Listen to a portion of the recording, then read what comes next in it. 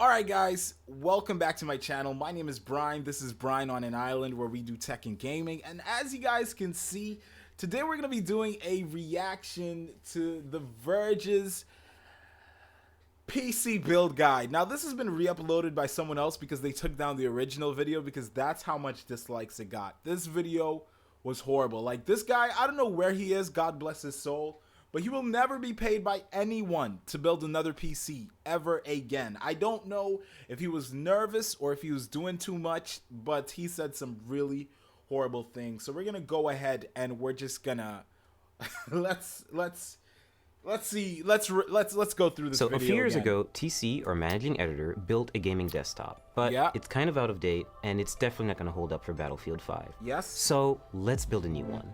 Alrighty. Pretty simple. You can build a gaming like desktop he knows for what around he's $1,000, gonna be doing. But I want to go all out, so I spent around $2,000. PC like this is gonna. Whoa! First of all, you can build a decent PC for about 500 pounds, which is 450 US dollars. This man went over the bar. He said he spent $2,000. That's about 1,800 pounds on this PC.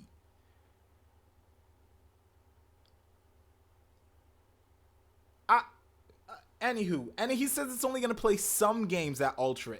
Look, if I'm spending $2,000 on a PC, it's gotta play all games on Ultra. All right, no cap. It's got to play most games at Ultra settings. Oh, so, gosh. what do you need to build a desktop? Well, of course, first you need a table. Preferably not metal. If it's gonna be metal, have an anti-static working surface layered on. Step one, guys, make sure you get your table, because if you don't get one from the store with your PC parts, you're not gonna be building anything. On top of it, a thermal paste applicator, an Allen wrench. I just want to throw this video away. I remember it was this bad. I just didn't think it got this bad this quick. He did not just call that a thermal paste applicator. I know he did not just do that. You don't need a thermal. You don't even need that wrench you just need a screwdriver, a Phillips screwdriver. Some tweezers to tighten up the wires. He called zip ties tweezers. I'm done, guys. We haven't even started yet, and I'm done. A Swiss Army knife, which hopefully has a Phillips head screwdriver in it.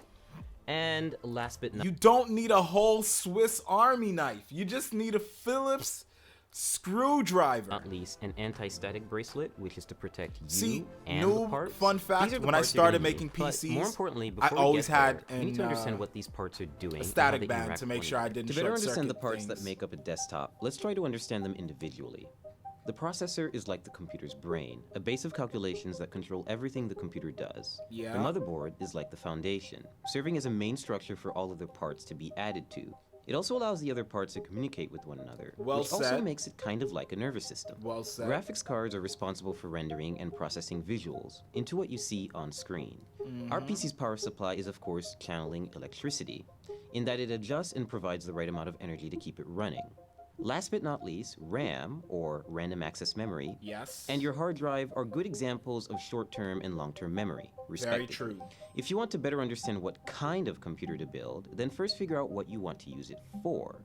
A gamer might care more about a graphics card than, say, a video editor who might... You guys realize he had Xbox controllers? Now, I never really wanted to make this point on my channel because I know people get sensitive between Xbox players and PS4 players. I just want to say a PS4 player wouldn't have made a video like this. Okay, let's go. Might want extra RAM to assist with editing. Joking with that one, by the way. If you're building a budget build for video streaming, say under $1,000, you want to focus on parts like a Core i5 or Core i3 processor that require less energy. They'll be less powerful, but then you'll be able to scale back the cost of several other parts. And if you need help choosing the right parts for your build, there's sites like PCPartPicker.com that help. PC Part Picker is actually really good to look at PC parts before you buy them. Might have and where to find deals on new parts. PC Part Picker is a must to use before you build your PCs. Especially you unbox them, isolate the parts that you really need, place items into the case, and make sure that they all fit, and then start working. And now we're really going to start building. For some reason, I've always wanted to build a white PC. Like, the last PC I did was a black and red PC. It's kind of like a Darth Vader themed. But I really love these white PC cases, and I can't wait till I get my hand on one. I really cannot. Board in. Some notes about installing motherboards: they're really delicate. You should be really careful with them. And screw in with confidence, but also don't screw in too hard, otherwise you could crack the board. I chose Asus's Z370 motherboard for two main reasons. One, it has built-in Wi-Fi and Bluetooth, and also it has support for NVMe SSDs, meaning you can get really fast SSDs that are really easy to install. Pay close attention to the brace that goes at the back of the computer. You always have to make sure that you really hammer it in. Call the IO shield a brace. The brace that goes at the back. Oh my god. Because there's no screw. Guys, honestly, like watching this video, like for like the third time now, I just feel cringed. I really feel cringed out. It really just has to go outside of the case and clasp onto the frame. And this is very important because otherwise you can't align the motherboard correctly with the holes. We're just going to start installing all 8 screws. So next we're going to install the RAM on the motherboard. I chose Corsair's 16GB. First of all, you can tell he's a noob because he put the motherboard in before he put the RAM. Usually experienced PC builders, they'll take the motherboard and what they'll do is they'll put the RAM, and if they're using a CPU cooler that's not, sometimes if it's not water cooled, if it's like a regular air cooler, they'll install the RAM, they'll install the CPU cooler, and before they put it inside the case, they'll do a test bench. So they'll test it with a different power supply or the same power supply that's going into the case. Install Windows there, make sure it's running, and then they'll put it in the case. What he's doing is very blind-eyed, because what you don't want to happen is build a PC inside a case, and then when you try to install Windows, realize it's not posting, and then you have to unscrew it, take it out, and try and troubleshoot what the problem is. Vengeance LED RAM for two main reasons. One, it has LEDs, and we do like lights in our gaming desktops. Vengeance LEDs. Now, I'm not sure if he means RGB. There's a big difference between RGB and LEDs. LED lights, they just have one light, or they have several different lights in different colors. RGB, it's a unified light that has red, green, and blue that can change to millions and millions of different colors. So I won't be able to tell if he's right. I can't remember from what I watched last time. So we'll have to wait till he turns it on before I can... It's pretty fast RAM. It's 2,666 megahertz, I believe. So it's pretty fast, and this motherboard supports that speed, which is most important. Open the slots first, and just aligning the stick with the middle of the strip. He has 2 sticks of memory, right? And he opened all 4 slots. What?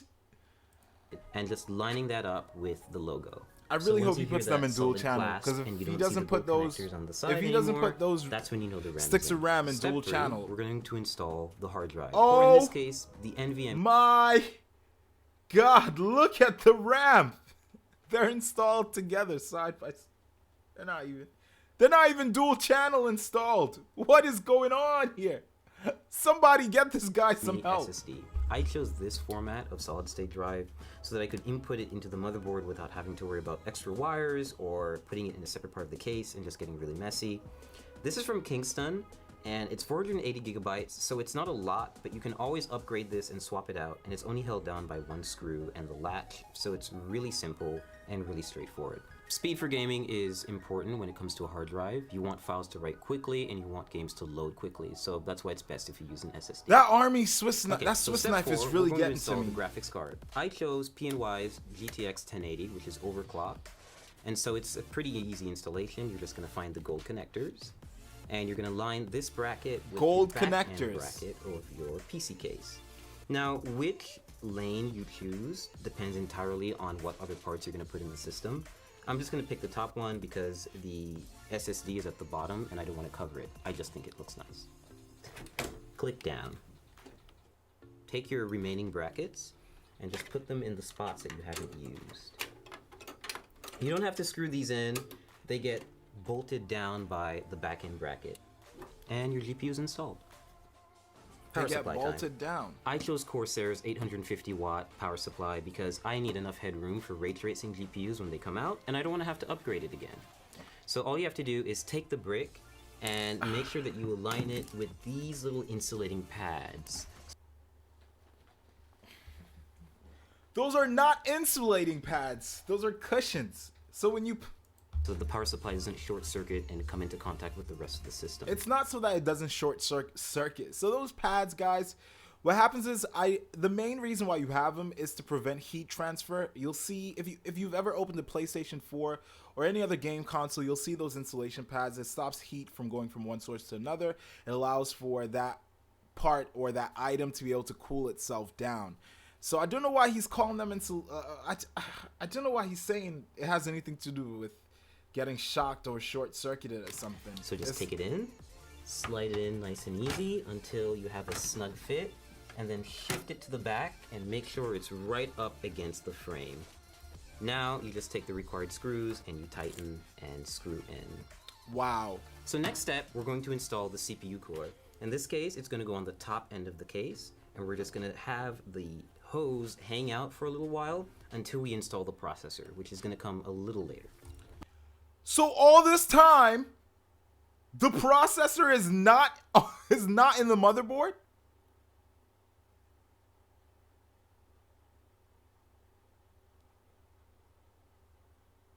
I remember it being this bad, but I really didn't think it was this bad.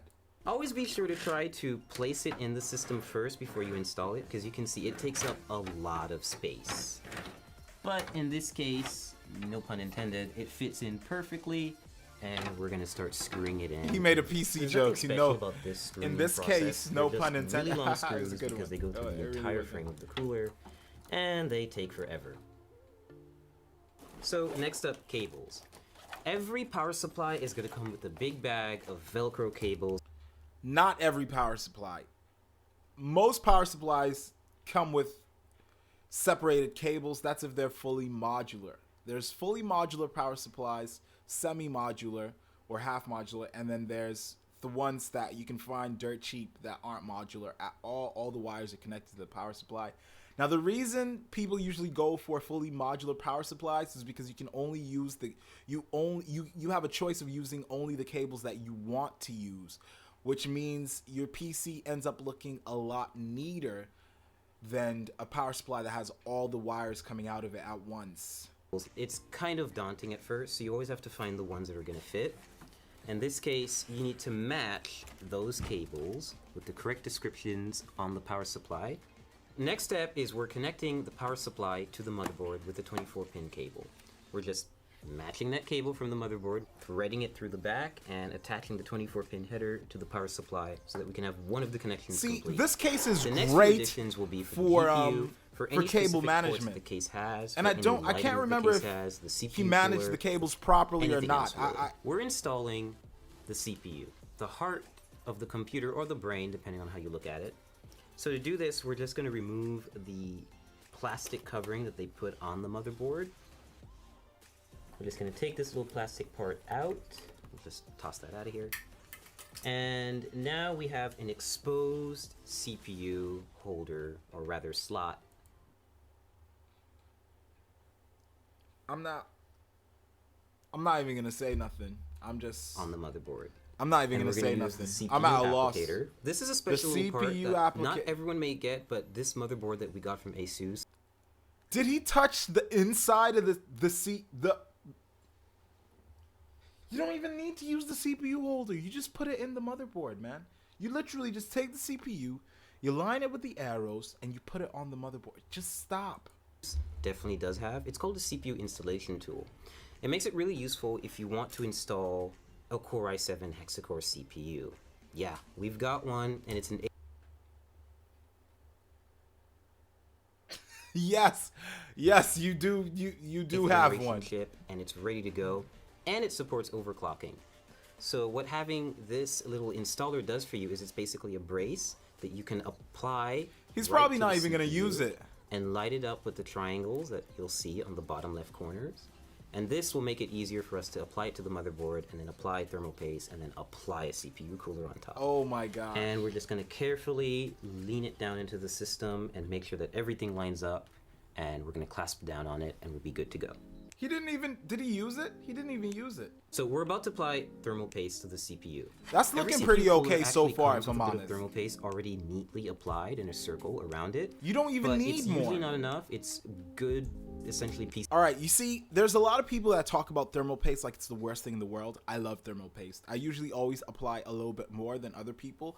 That's because I think it was a few years ago, the first PC I ever built, I used thermal paste, and then it was a very cheap solution, cracked up, dried, replaced it, used a little bit more of the same, and I got temps that were about 3-4 degrees lower on idle and while running under full load. So I love to use a little bit more thermal paste. When you buy these CPU coolers, they come with thermal paste, but they usually come with the factory stuff, which is really cheap. What I usually do is wipe it off and get some Arctic solution or something a bit more expensive that'll give me better temps. Now, what he's going to do is mix two solutions, which I don't think you should technically do. I don't know why, but I'm just kind of against it. Practice to have a little bit extra and layer it on top of the CPU. The final Why is he doing that? You just put one dab in the middle. portion is to add the CPU cooler to the top end of the processor. So you're going to see that there are 4 brackets. Oh my God. Please tell me all of this stuff is not thermal paste. I'm gonna lose my stuff. Or rather like screws in here with brackets and holders right here. Oh my God, And I'm they're gonna going to lose keep my the stuff. cooler raised off the processor, but it's also going to be close enough to actually physically come in contact with it, like basically keep it cool. I'm gonna Take lose my stuff, thumb legit. screws like this Thumb screws. and just screw them on. So now that our internals are done, we're going to put all the panels back on, which is the top glass, side glass, front glass, and of course the back panel where all this fun stuff is happening.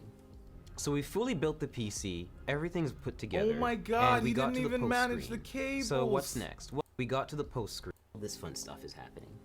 So we fully built the Guys, look at that. All the cables are running, and he really ruined white PCs for me. He really ruined them for me. When I build my white PC, I do not want it to look like this. PC, everything's put together, and we got to the post screen. So what's next? Well, you need a USB flash drive with your Windows installation media on it. Yeah, you do. And of course, a license key. So I plugged that up. You don't need a license key. If everyone used a license key for every PC they built, we'd be paying all of Microsoft's bills.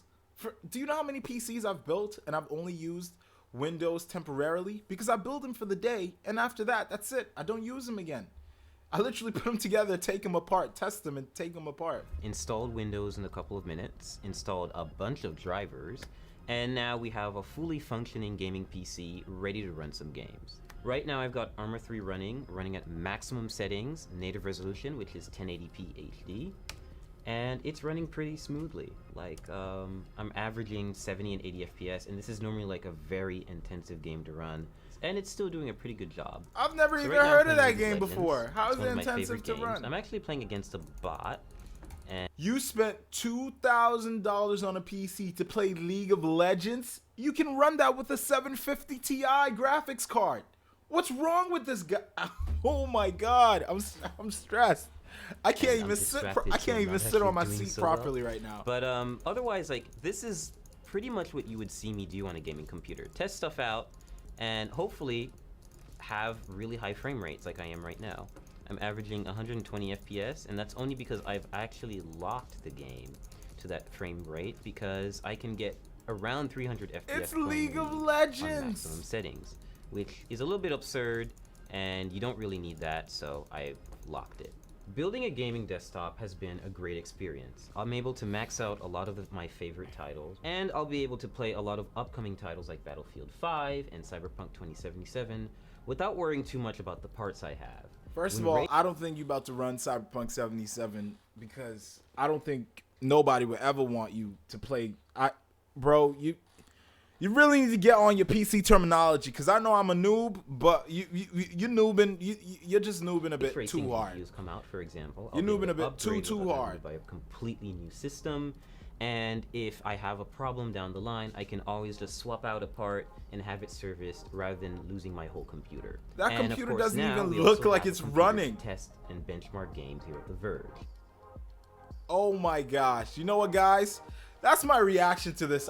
I'm done. I knew the video was bad. I didn't Thanks know for it was watching. this Let me know if this you've built a bad, computer but before I'll see you yourself, guys or how you would the next spend time I $10,000 on upload. your own build. My name is I'm Brian. really This interested is in- Brian on an Island. Thank you guys so much for watching, and I'll see you guys To the Verge next if you time. haven't already. And I am out. Oh my god, I can't believe I can't watch this again. No way.